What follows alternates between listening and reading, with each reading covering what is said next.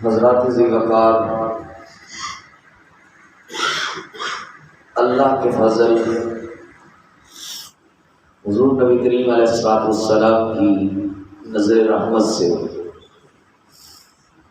مجھے اور آپ کو نماز فجر با جماعت ادا کرنے سے نوازا گیا۔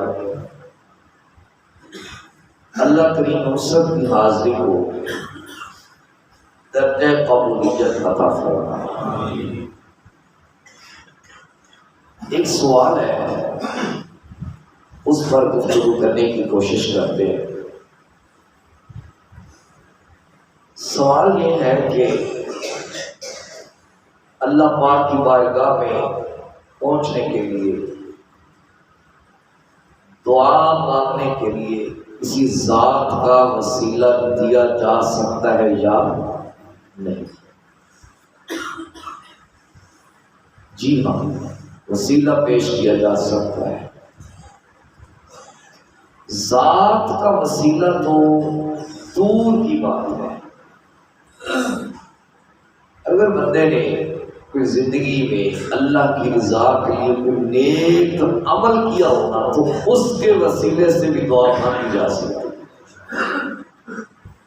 اور یہ صرف امت محمدیہ میں رائج نہیں ہے، سابقہ نبیوں کے سابقہ ادوار میں بھی یہ بات چلتی رہی ہے۔ اور اللہ تعالیٰ نے قرآن مجید فرقان حمید یا کچھ حدیثوں کے تحت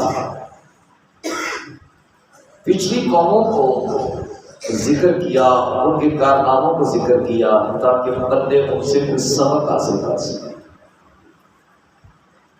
اسی طرح کی روایت ہے، حضرت عبداللہ ابن عمر رضی اللہ تعالیٰ عنہ روایت کرتے ہیں کہ نبی کریم علیہ السلام نے بنی اسرائیل کے 3 بندوں کا ذکر کیا۔ حضور علیہ السلام فرماتے ہیں کہ 3 بندے جا رہے تھے، اچانک ان کو بارش نے آن پکڑا۔ بارش بڑی تیز تھی، وہ ایک غار کے پاس سے گزرے۔ انہوں نے پروگرام یہ بنایا کہ چلو ہم تھوڑی دیر کے لیے اس غار میں ٹھہر جاتے ہیں، جب بارش رک جائے گی پھر ہم آگے چلے جائیں گے۔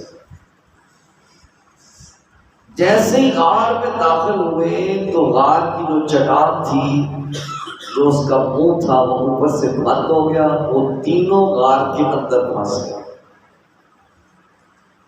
اب بہت مشکل پیش آ گئی۔ اب ان میں سے ہر ایک نے دوسرے کو کہا کہ اگر کوئی زندگی میں نیک کام کیا ہے نا تو اس کے وسیلے سے دعا مانگو، اللہ ہمیں اس مشکل سے نجات دے۔ ان میں سے پہلا بندہ بولا، اے میرے رب، تجھے علم ہے کہ میں سارا دن مزدوری کرتا تھا، شام کو واپس آتا تو میرا عمل یہ تھا کہ جب میں اپنے جانوروں کا دودھ دوتا تو جب تک اپنے بوڑھے ماں باپ کو نہیں پلا دیتا تھا اس وقت تک میں اپنے بچوں کو دودھ نہیں پلاتا تھا۔ اور ایک بار ایسے ہوا کہ میں مزدوری کی غرض سے کسی سائٹ پہ نکل گیا، رات کو گھر پہنچا تو میری امی اور میرے ابا جان سو چکے تھے، اور میں نے جانوروں کا دودھ دویا۔ میں نے یہ چیز پسند نہ کی کہ میرے ماں باپ سے پہلے کوئی دودھ پی۔ میں ساری رات دودھ کا پیالہ لے کے کھڑا رہا یہاں تک کہ صبح ہو گئی، میرے والدین بیدار ہوئے۔ اگر یہ کام میں نے تیری رضا کے لیے کیا، بندہ اللہ سے سوال کر رہا ہے، اگر یہ کام میں نے تیری رضا کے لیے کیا ہے تو اس کے وسیلہ سے ہمیں اس مشکل سے نجات دے۔ حدیث پاک میں ہے کہ تھوڑی سی چٹان ہٹ گئی، لیکن ابھی تک وہ اس کے اندر سے نکل سکتے نہیں تھے۔ اب دوسرے بندے نے اپنا قصہ بیان کیا کہ اے میرے مالک، میری ایک چچا کی بیٹی تھی جو کائنات میں مجھے سب سے زیادہ محبوبہ تھی، اور میں اس سے اپنی خواہش پوری کرنا چاہتا تھا، وہ اس سے گریز کرتی گئی۔ ایک بار ایسا ہوا کہ اس کو غربت نے ہاتھ پکڑا، اس نے 120 دینار مجھ سے لیے، اور وہ میں نے اس کو اس بات پہ رضامند کیا کہ وہ اپنے درمیان اور میرے درمیان کوئی چیز حائل نہ کرے، کہ میں اس سے ہم بستری کروں۔ قدر جیسے میں بڑا، اس عورت نے کہا کہ میں اپنے محل کو تجھے توڑنے کو نہیں دوں گی، ان اپنے پردے کو تجھے کھولنے نہیں دوں گی۔ وہ بندہ کہتا ہے میرے رب، میں برائی کرنے پر قادر تھا، لیکن میں تیری رضا کے لیے رک گیا، اور میں نے اس سے وہ سونا یعنی جو 120 دینار تھے وہ بھی واپس نہیں لیے۔ اگر میں نے یہ تیری رضا کے لیے کیا ہے تو ہمیں اس مشکل سے نجات دے دے، تھوڑی سی چٹان اور پیچھے رکھ دے، لیکن ابھی تک وہ اس کے اندر سے نکل سکتے نہیں تھے۔ تیسرے بندے نے کہا کہ اے میرے رب، تجھے پتہ ہے میں نے مزدورے رکھے ہوئے تھے، ان سے مزدوری کرواتا تھا، شام کو ان کی مزدوری دے کے بھیج دیتا تھا، تو ایک مرتبہ ایسا ہوا ایک مزدور مزدوری لیے بغیر ہی چلا گیا، کوئی بات ہوگی، تو میں نے اس کی مزدوری کو بڑھایا۔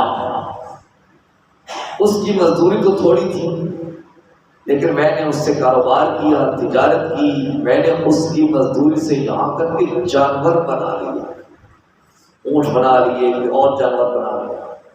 ایک عرصے کے بعد وہ اپنی مزدوری لینے کے لیے آیا، تو میں نے کہا جتنے جانور کھڑے ہیں سب لے لو۔ اس نے کہا تو مجھ سے مزاق کر رہا ہے؟ کہا نہیں بھائی، یہ تیری مزدوری کا سل ہے، جتنے جانور کھڑے ہیں میں نے تیری مزدوری سے یہ کاروبار کیا۔ اے میرے مالک، وہ بندہ سارے جانور لے گیا۔ اگر یہ کام میں نے تیری رضا کے لیے کیا ہے تو ہمیں اس مشکل سے نجات دے دے۔ حدیث پاک میں ہے کہ چٹان ساری کی ساری ہٹ گئی، وہ تینوں کے تینوں باہر آ گئے۔